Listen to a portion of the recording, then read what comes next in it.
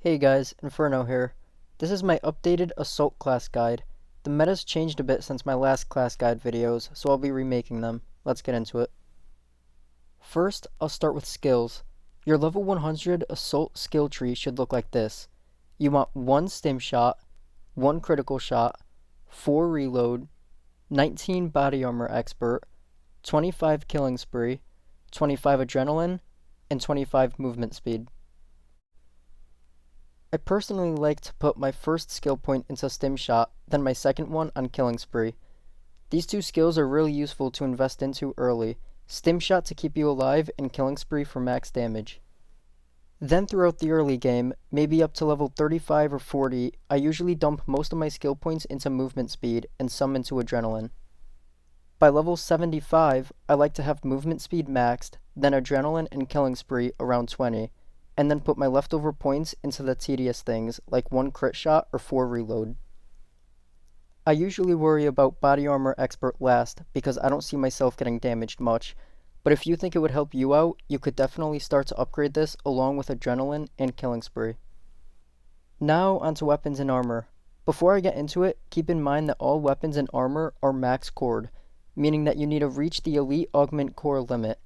I will say, however, I believe that one of the armor pieces don't need to be completely maxed out in order to reach max resistances, but I'm also not too sure which piece it is and how many cores it really needs. So your first weapon will be the Festungsbrecher from the Faction War Armory. It costs 40,000 base credits and 2,500 Epsilon credits.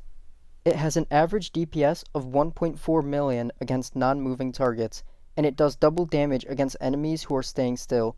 So you definitely want to trap any bosses behind a car or something for this gun to reach its full potential.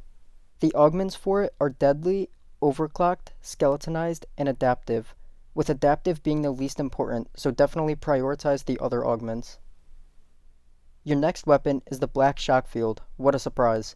It has an average DPS of 1.26 million, and the best augments are deadly, overclocked, adaptive, and capacity, with capacity being the last augment you should apply. And finally, we have the Black Shredder.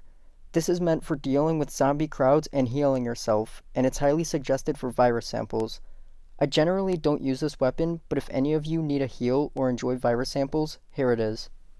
The best augments for it are deadly, overclocked, biosynthesis, and skeletonized, with skeletonized being the augment you should put on last.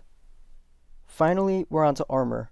Keep in mind that when I read off the augments for each armor piece, the last augment I name off will always be the least important one, meaning that you should wait until you get a core to put it on that specific armor piece. It also goes without saying that the black versions of armor are always the best. First is the Medusa helmet with smart target, body fueling, and hazchem. Then the Rubicon power assist with body fueling, resuscitation, and fortified. We then have the Titan gloves with nimble, fortified, and heat resistant. Next is the Overwatch pants from the faction shop. They cost 40,000 base credits and 2,500 Omicron credits. The best augments are machine assisted, body fueling, and heat resistant.